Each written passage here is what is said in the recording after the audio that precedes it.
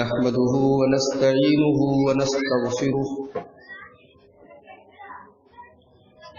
ونعوذ بالله من شرور أنفسنا ومن سيئات أعمالنا من يهده الله فلا مضل له ومن يضلل فلا هادي له وأشهد أن لا إله إلا الله وحده لا شريك له وأشهد أن محمدا عبده ورسوله يا أيها الذين آمنوا اتقوا الله حق تقاته ولا تموتن إلا وأنتم مسلمون يا أيها الناس اتقوا ربكم الذي خلقكم من نفس واحدة وخلق منها زوجها وبث منهما رجالا كثيرا ونساء واتقوا الله الذي تساءلون به والأرحام إن الله كان عليكم رقيبا يا أيها الذين آمنوا اتقوا الله وقولوا قولا سديدا يصلح لكم أعمالكم ويغفر لكم ذنوبكم ومن يطع الله ورسوله فقد فاز فوزا عظيما أما بعد فإن خير الحديث كتاب الله وخير الهدي هدي محمد صلى الله عليه وسلم وشر الأمور محدثاتها وكل محدثة بدعة وكل بدعة ضلالة وكل ضلالة في النار أعوذ بالله من الشيطان الرجيم بسم الله الرحمن الرحيم هل أتاك حديث الغاشية وجوه يومئذ خاشية عاملة ناصبة تصلى نارا حامية. محترم حاضرین جمعہ،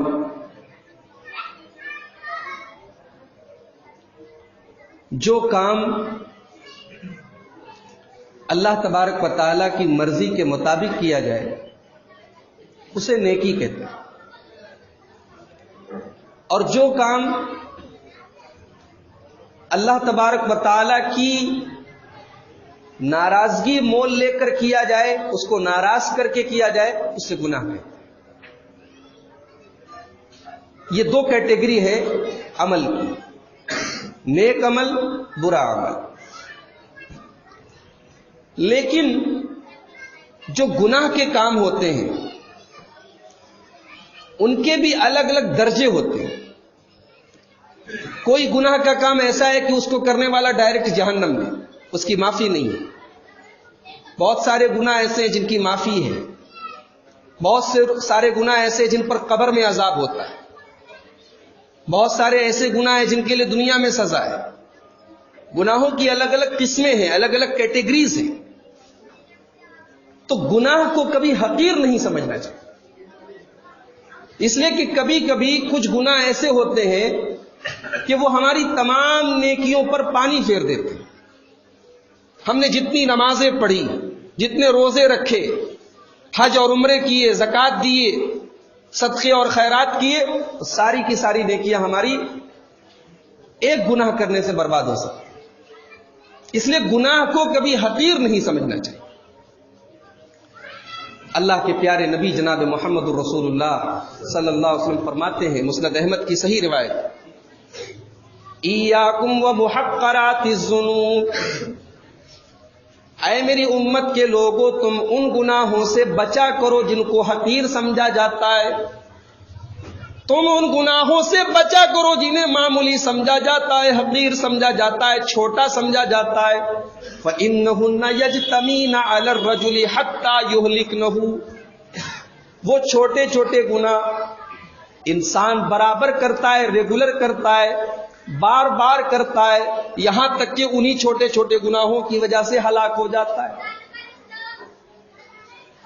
یہ شیطان کا بہت بڑا وسوسہ ہے کہ ارے یہ کون سا بڑا گناہ ہے، یہ جو سوچ ہے نا کون سا بڑا گناہ ہے، یہ انسان کو ہلاک کر، چھوٹا چھوٹا گناہ بھی انسان کو ہلاک کر دیتا ہے۔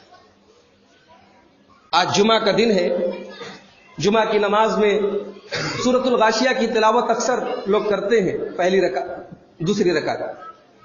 سورہ غاشیہ میں اللہ نے کیا فرمایا؟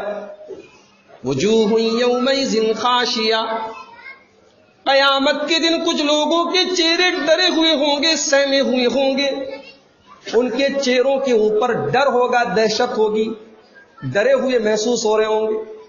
تسلا نارن حامیہ، وہ جہنم میں جائیں گے، وہ کھولتی ہوئی آگ میں ڈالے جائیں گے۔ یہ کون لوگ ہوں گے؟ فرمایا عاملۃ ناصبہ، یہ دنیا میں بہت سارا عمل کر کے آئے ہوں گے، بڑی نیکیاں کر کے آئے ہوں گے، بڑی نیکیوں کا پہاڑ لے کر آئے ہوں گے، مگر نیکیوں کے ساتھ ساتھ انہوں نے ایسے گناہ بھی کیے ہوں گے جو گناہ ان کی نیکیوں کو ختم کر دیتے، برباد کر دیتے ہیں۔ تو آج کی خطبہ جمعہ میں ہم کچھ ایسی چیزوں کے بارے میں جانیں گے جو ہماری نیکیوں کے لیے دیمک ہے۔ دیمک جانتے ہیں آپ؟ لکڑی کے دروازے میں دیمک لگ جائے تو پورا دروازہ خراب کر دیتے، الماری میں لگ جائے الماری خراب کر دیتے، کپڑوں میں لگ جائے کپڑے بیکار ہو جاتے ہیں۔ نیکیوں کے لیے بھی کچھ چیزیں دیمک ہیں۔ کیا آپ چاہیں گے، کیا ہم چاہیں گے کہ ہم جو نیکیاں کرتے ہیں، تھوڑی بہت جو بھی کرتے ہیں، کل قیامت کے دن جب اللہ کی بارگاہ میں ہم جائیں تو ہمارے نامہ اعمال میں یہ نیکیاں ریجیکٹڈ لکھ دی جائیں؟ آپ لوگ ماشاءاللہ کاروبار کرتے ہیں، ساڑی کا کام کرتے ہیں، ساڑی پوری محنت سے تیار کی جائے، اس میں تمام جو لاگت ہے وہ لگائی جائے، اس پر محنت اور مزدوری صرف کی جائے، اور اس کے بعد جب وہ مال بیچنے کے لیے گدی پر لے کر جایا جائے تو اس کو یہ کہہ کر لوٹا دیا جائے کہ یہ مال ریجیکٹڈ ہے۔ کتنی تکلیف کی بات ہے۔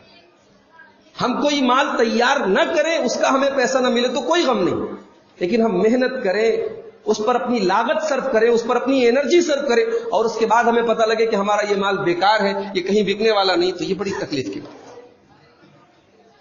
نیکیوں کو برباد کرنے والی چیزیں۔ خطبہ جمعہ کے مختصر سے وقت میں ہم کچھ اہم چیزوں کو آپ کے سامنے بیان کریں گے جو ہماری نیکیوں کو برباد کر دیتے ہیں۔ سب سے پہلی چیز جو ہماری نیکی کو برباد کر دیتی ہے وہ ہے کفر۔ کفر کس کو بولتے ہیں؟ ایمان کا نام تو آپ نے سنا ہوگا۔ ایمان کس کو بولتے ہیں؟ اللہ کے اوپر ایمان رکھنا، رسول کے اوپر ایمان رکھنا، قیامت کے اوپر ایمان رکھنا۔ ایمان کا الٹا ہے کفر، ایمان کا اپوزٹ ہے کفر۔ ایمان کا مطلب ماننا اور کفر کا مطلب نہ ماننا۔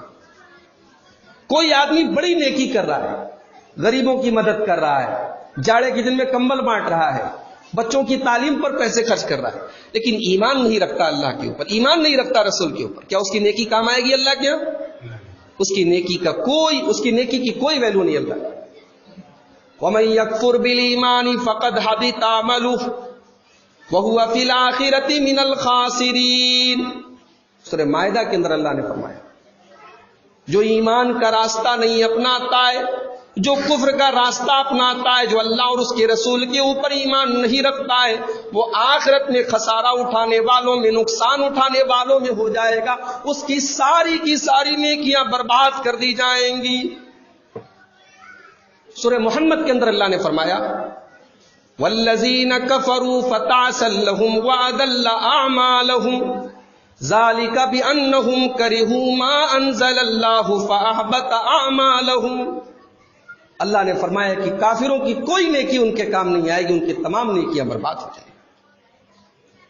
سورہ ابراہیم کے اندر اللہ نے بڑی پیاری مثال دی، مثل الذین کفروا بربہم کرماد اشتدت بہ الریح فی یوم عاصف۔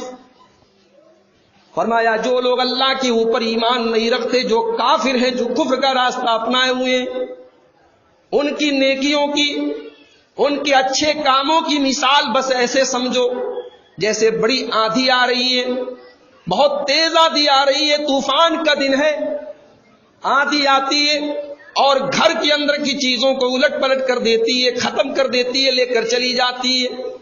ان کی نیکیاں تو بہت ساری ہوں گی، لیکن چونکہ انہوں نے ایمان کا راستہ نہیں چنا، انہوں نے کفر کا راستہ چنا، ان کی تمام نیکیاں برباد ہو جائیں گی۔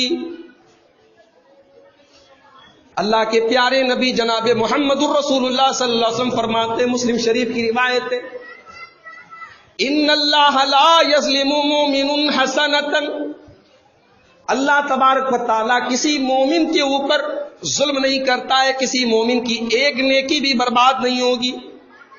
مومن اگر نیکی کرے گا اللہ دنیا میں بھی اس کا بدلہ دے گا، آخرت میں بھی اس کا بدلہ دے گا۔ وَأَمَّا الْكَافِرُ فَيُطْعَمُ بِحَسَنَاتٍ مَا عَمِلَ لِلَّهِ بِهَا، لیکن کافر، اللہ کو نہ ماننے والا، رسول کو نہ ماننے والا، وہ جو نیکیاں کرے گا، وہ جو عمل کرے گا، اللہ کے پیارے حبیب فرماتے ہیں کہ اس کی نیکیوں کا بدلہ دنیا میں دیا جائے۔ فَإِذَا قَضَىٰ عَلَى الْآخِرَةِ، اور جب وہ اللہ کے دربار میں پیش کیا جائے گا، جب آخرت کا دن آئے گا، جب قیامت کا دن آئے گا، لَمْ تَكُنْ لَهُ حَسَنَةٌ يُجْزِئُ بِهَا، اس کے پاس کوئی نیکی نہیں ہوگی، اس کے نام اعمال میں کوئی نیکی نہیں ہوگی۔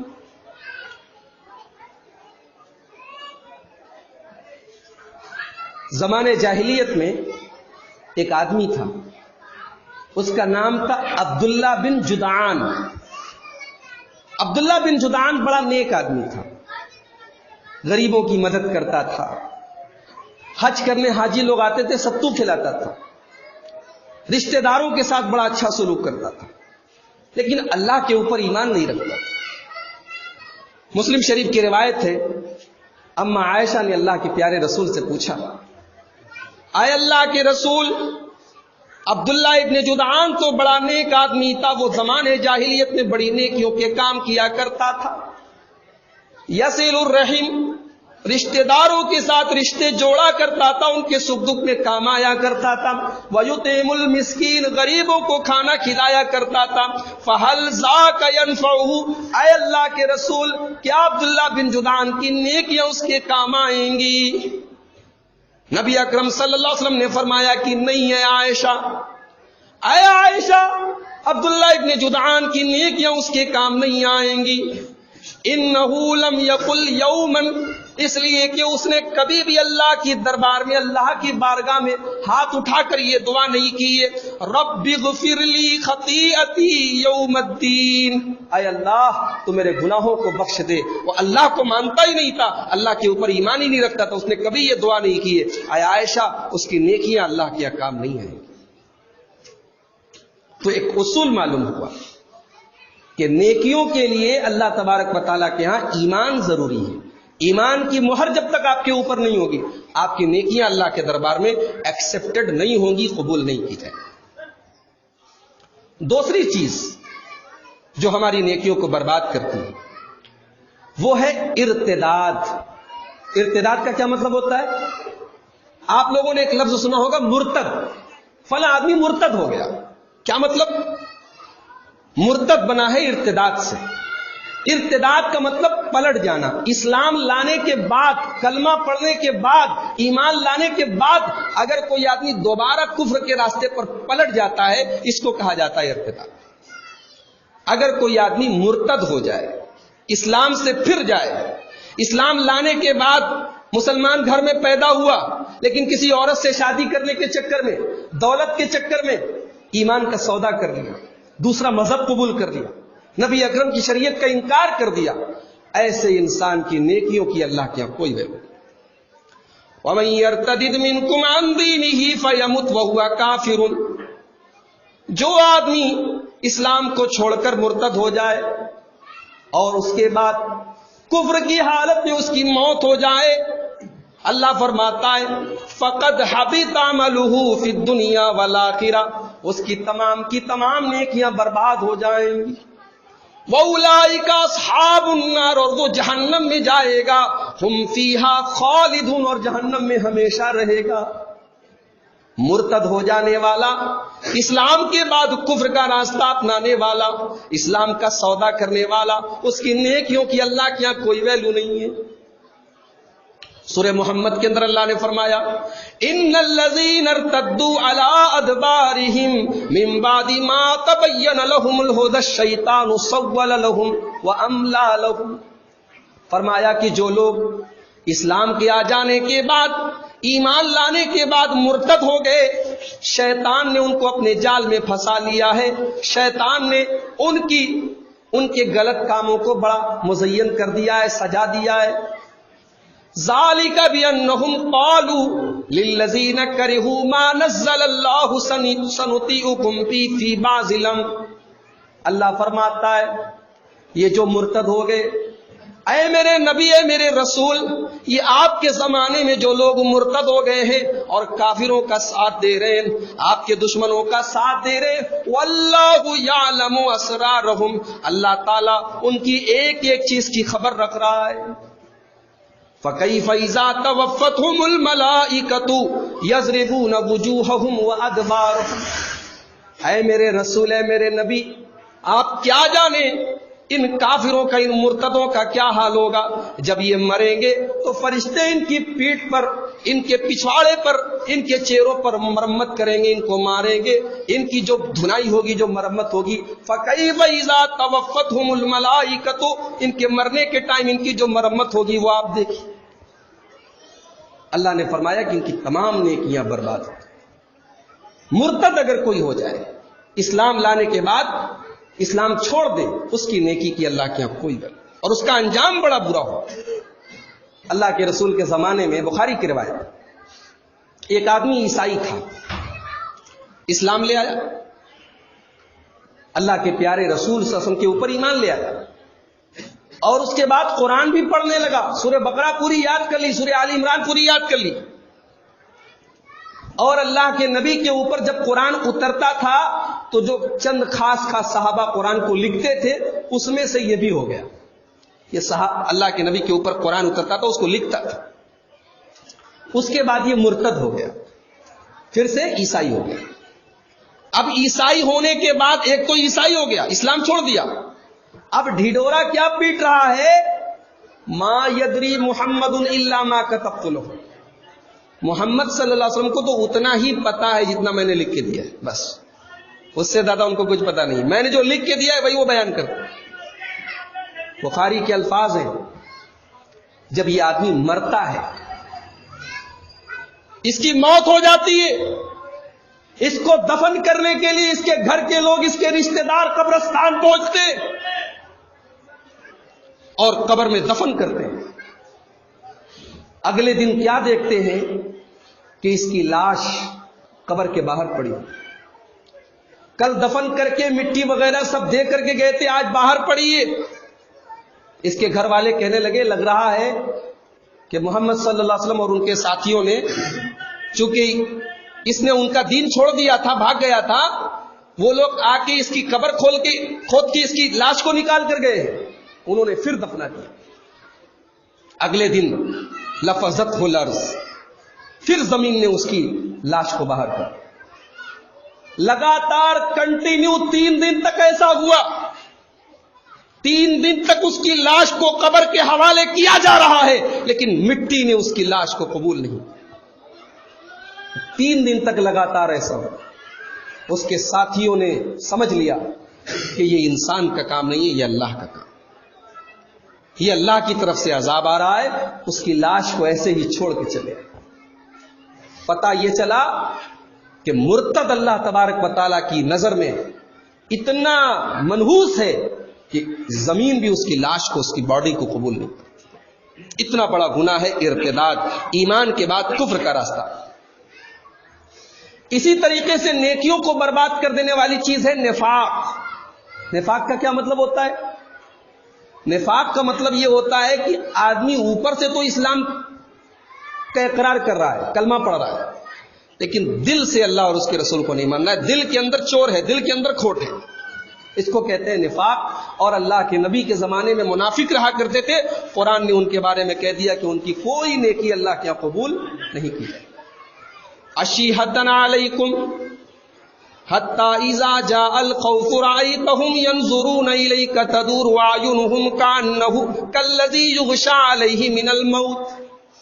اے میرے نبی یہ جو منافق لوگ ہیں جو اوپر سے کلمہ پڑھنے والے اور اندر سے اسلام کے دشمن ہیں، اے نبی ان کا تو یہ حال ہے کہ جب کوئی لڑائی کا ٹائم آتا ہے، جب جنگ کا ٹائم آتا ہے، تو جیسے بکرے کی قربانی کا ٹائم آتا ہے، بکرا قربانی کا بکرا جیسے ڈرا سہما ہوتا ہے، لڑائی کے ٹائم اسلام کے لیے قربانیاں دینے کا جب ٹائم آتا ہے، ان کی حالت اسی کی طرح ہو جاتی ہے۔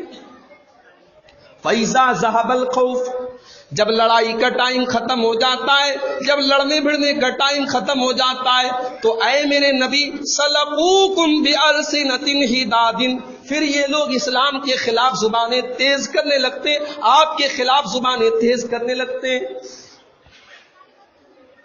اولئک لم یؤمنوا باللہ، یہ وہ لوگ ہیں جو اللہ کے اوپر ایمان نہیں لائے۔ فَأَحْبَطَ أَعْمَالَهُمْ، اللہ نے ان کی تمام نیکیوں کو، تمام اعمال کو برباد کر دیا۔ پتہ یہ چلا کہ منافق کی بھی کوئی نیکی اللہ کے یہاں قبول نہیں۔ اب کون آدمی چاہے گا کہ میرا شمار منافقوں میں ہو؟ ایک ہوتا ہے عملی نفاق، ایک ہوتا ہے اعتقادی نفاق، ایک ہوتا ہے کہ آدمی کا عقیدہ گڑبڑ ہے، عقیدے کے اعتبار سے منافق ہے، ایسے منافق تو آپ کو کم ملیں گے۔ لیکن عملی نفاق، عمل کے اعتبار سے آدمی منافق ایسے بہت سارے ہیں۔ جیسے نماز کے معاملے میں کوتاہی کرنا، نماز کے ٹائم سستی کرنا، نماز کے ٹائم سوئے رہنا، نماز کے ٹائم کاروبار میں لگے رہنا، یہ بھی منافقوں کی علامت ہے۔ ان المنافقین یخادعون اللہ، اے میرے نبی یہ منافق لوگ اللہ تعالیٰ کو دھوکہ دینے کی کوشش کرتے ہیں۔ وَهُوَ خَادِعُهُمْ، حقیقت تو یہ ہے کہ اللہ تبارک و تعالیٰ ان کو دھوکے میں ڈالے ہوئے۔ وَإِذَا قَامُوا إِلَى الصَّلَاةِ قَامُوا كُسَالَىٰ، جب نماز کا ٹائم آتا ہے یہ بڑی مشکل سے نماز کے لیے کھڑے ہوتے ہیں، بڑی مشکل سے، بڑی سستی کرتے ہوئے، کاہلی کرتے ہوئے نماز کے لیے کھڑے ہوتے ہیں۔ یُرَاءُونَ النَّاسَ، یہ جو بھی نماز پڑھتے ہیں یہ لوگوں کو دکھانے کے لیے پڑھتے ہیں۔ وَلَا يَذْكُرُونَ اللَّهَ إِلَّا قَلِيلًا، یہ اللہ کو بہت کم یاد کرتے ہیں۔ منافق کی پہچان بتائیے میرے بھائیوں، ہم سب اپنے گریبانوں میں جائیں۔ آج نماز کے تعلق سے ہمارے معاشرے کا کیا حال ہے، ہمارے محلے کا کیا حال ہے، ہمارے گھر کا کیا حال ہے، ہمارے بھائیوں کا، ہماری اولاد کا، ہماری بیوی کا، ہمارے بچوں کا کیا حال ہے؟ کہیں ایسا تو نہیں کہ منافقوں کی یہ پہچان آج ہمارے اندر پائی جا رہی ہے؟ اگر ایسا ہے تو ہوشیار ہو جائیے، اس لیے کہ منافقوں کے بارے میں اللہ نے کہہ دیا ہے قرآن میں، ان المنافقین فی الدرک الاسفل من النار، منافق لوگ جہنم کے سب سے آخری، سب سے نیچے کے طبقے میں ہوں گے۔ جہنم کے بھی کئی طبقے ہیں، کئی کلاس ہیں، کئی کیٹیگری ہیں، جو جہنم کی سب سے نچلی کیٹیگری ہوگی اس میں یہ منافق لوگ۔ نیکیوں کو برباد کر دینے والی ایک چیز ہے شرک، اللہ کے ساتھ کسی کو شریک کرنا، اللہ کے علاوہ کسی کو مشکل کشا ماننا، اللہ کے علاوہ کسی کو دستگیر ماننا، اللہ کے علاوہ کسی سے اولاد مانگنا، اللہ کے علاوہ کسی سے بگڑی بنانے کی دعا کرنا، یہ شرک ہے، اور شرک بھی ان گناہوں میں سے ہے جو انسان کی نیکیوں کو برباد کرتا ہے۔ اللہ تعالیٰ نے سورہ انعام کے اندر 18 نبیوں کا ذکر کیا۔ کتنے نبیوں کا؟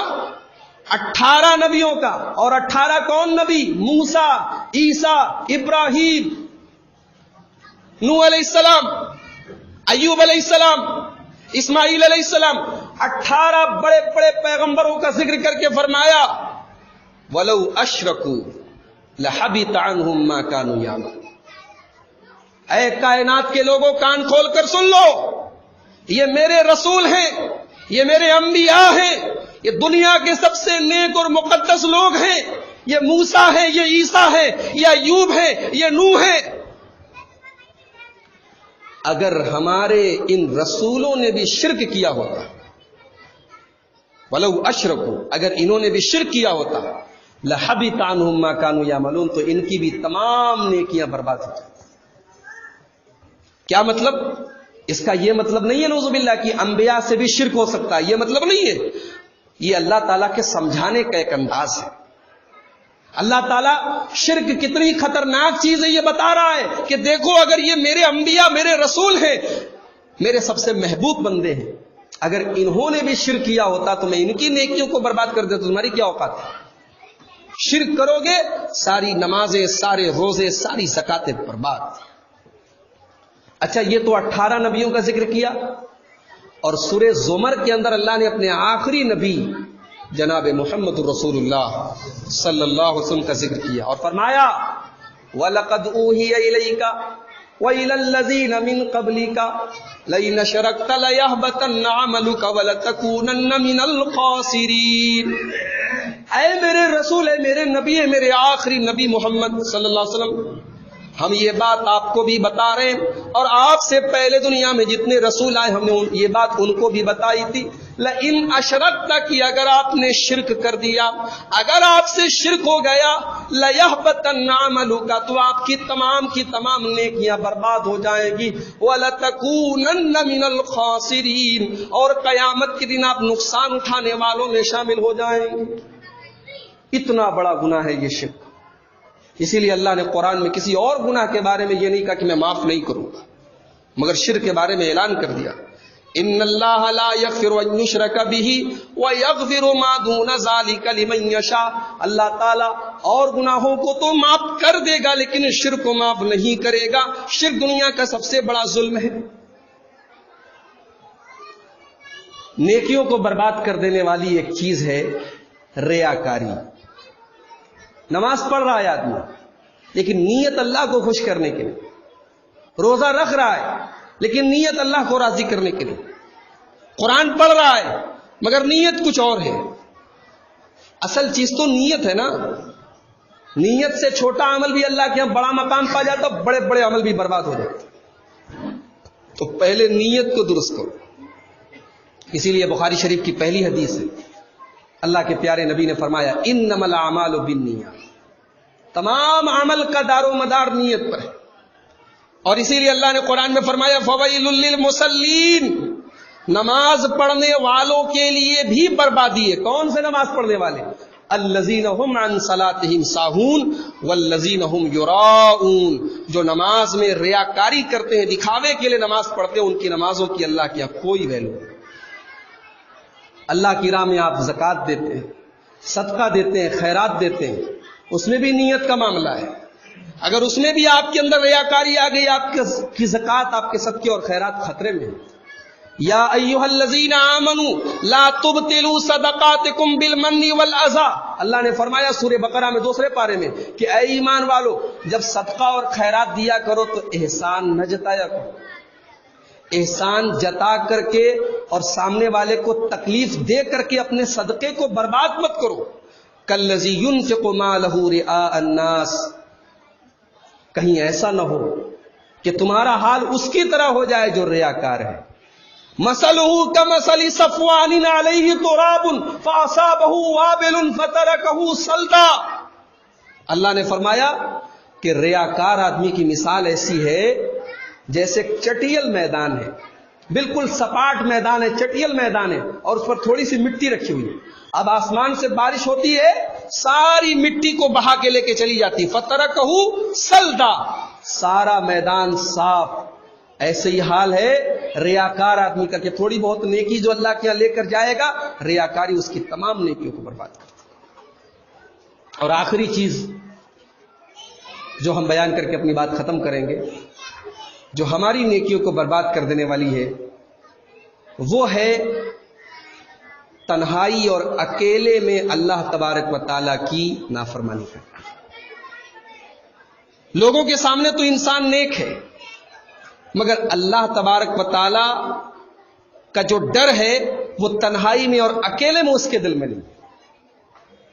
میری بات اور کلیئر طریقے سے سمجھنے کے لیے ایک حدیث پاک اپنے سامنے رکھیے، ابن ماجہ کی صحیح روایت ہے، حضرت ثوبان رضی اللہ تعالیٰ عنہ حدیث کے راوی ہیں، کہتے ہیں اللہ کے پیارے نبی نے فرمایا لَأَعْلَمَنَّ أَقْوَامًا مِّنْ أُمَّتِي يَأْتُونَ يَوْمَ الْقِيَامَةِ بِحَسَنَاتٍ أَمْثَالِ جِبَالِ تِحَامَةَ بِيضًا، اللہ کے نبی فرماتے ہیں کہ میری امت کے کچھ لوگ قیامت کے دن پہاڑوں کے برابر نیکیاں لے کر آئیں گے، فَيَجْعَلُهَا اللَّهُ هَبَاءً مَنْثُورًا، اللہ تبارک و تعالیٰ پہاڑوں کے برابر نیکیاں لے کر آئیں گے اور ان تمام نیکیوں کو برباد کر دے گا، اڑا دے گا، ختم کر دے گا۔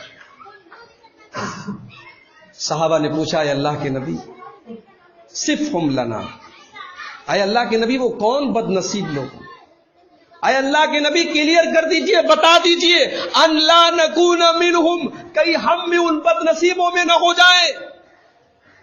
صحابہ کرام کے دلوں میں اللہ کا کتنا ڈر تھا، کتنا خوف تھا۔ اللہ کے نبی بات کر رہے ہیں برباد لوگوں کی، صحابہ کہہ رہے ہیں اللہ کے نبی بتا دیجئے کہیں ہم بھی ان کی طرح نہ ہو جائیں۔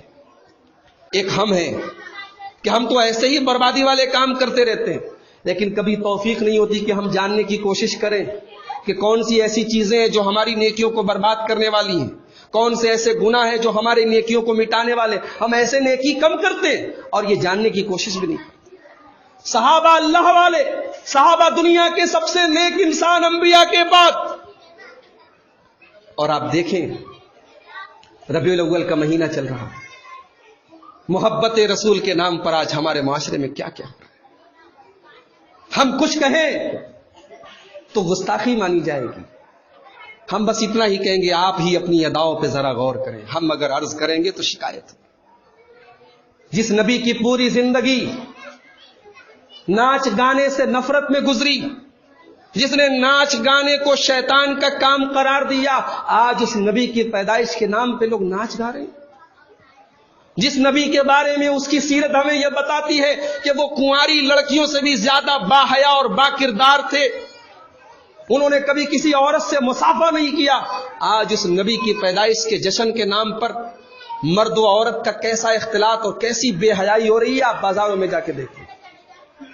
جس نبی نے قدم قدم پر یہود و نصارہ کی نقل کرنے سے، ان کی مشابہت کرنے سے روکا ہے، آج اس نبی کی پیدائش کے جشن کے نام پر کیک کاٹی جا رہی ہے، ناچ گانے ہو رہے ہیں، ڈانس کے پروگرام ہو رہے ہیں، لڑکیاں گانا گا رہی ہیں، اور یہاں تک کہا جا رہا ہے کہ بھئی اگر آپ اس جلوس میں شامل ہو کر مسلمان ہونے کا ثبوت دیں۔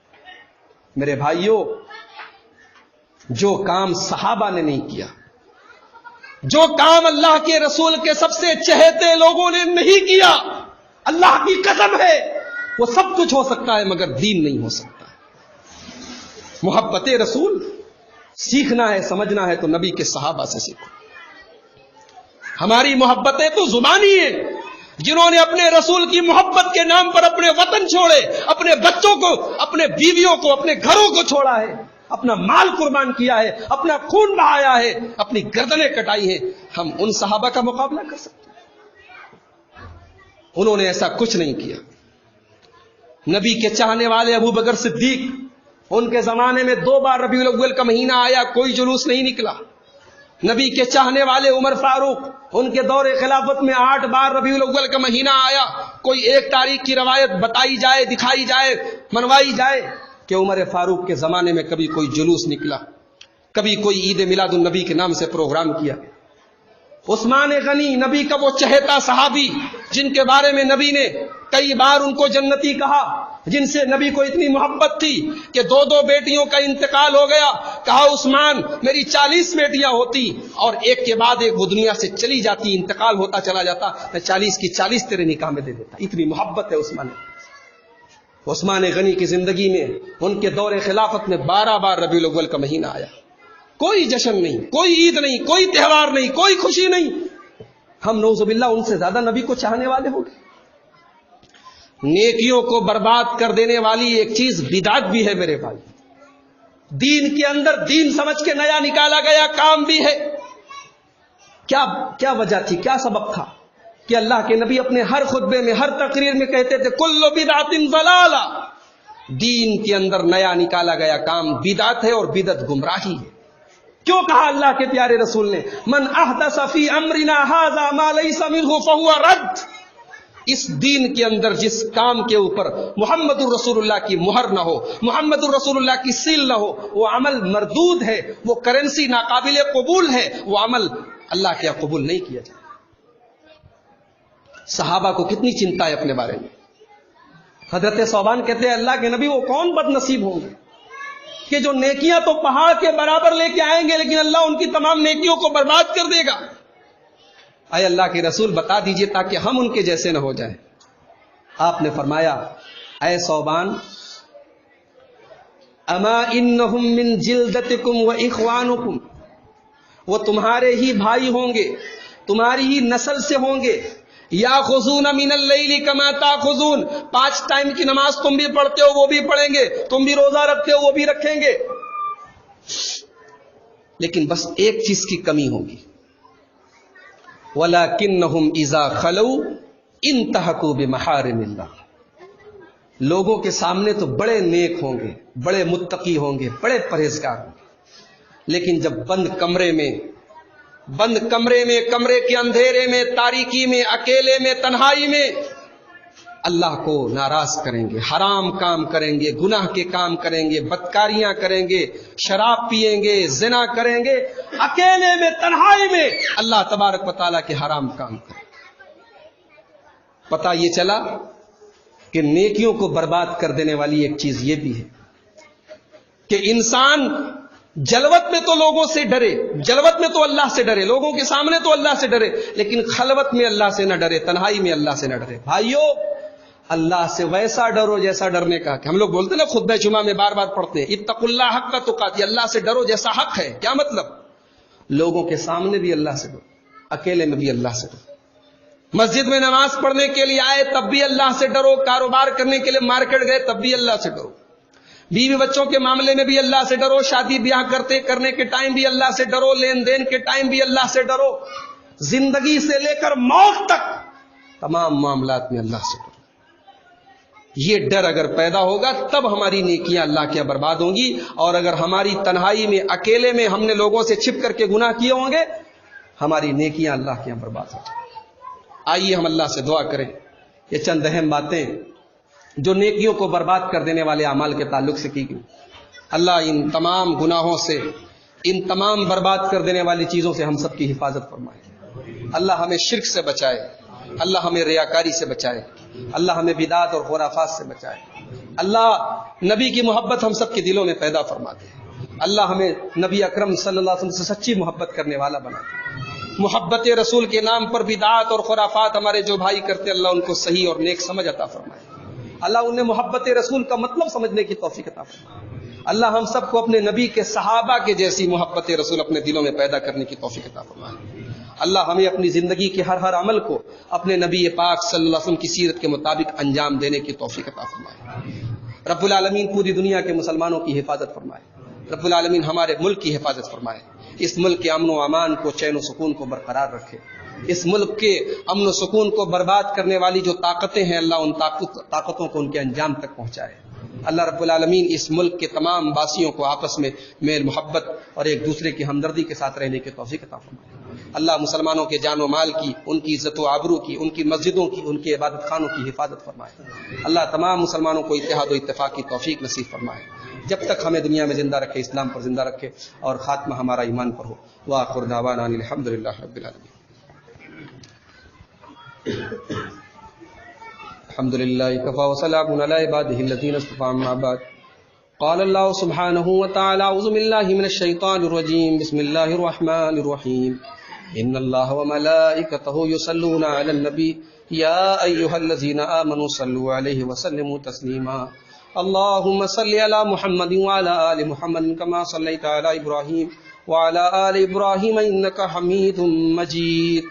اللهم بارك على محمد وعلى آل محمد كما باركت على إبراهيم وعلى آل إبراهيم إنك حميد مجيد. اللهم انصر من نصر دين محمد صلى الله عليه وسلم ولا تجعلنا منهم واخذل من خذل دين محمد صلى الله عليه وسلم ولا تجعلنا منهم. آمین. عباد اللہ رحمکم اللہ ان اللہ یأمر بالعدل والإحسان وإیتاء ذی القربى وینہی عن الفحشاء والمنکر والبغی یعظکم لعلکم تذکرون.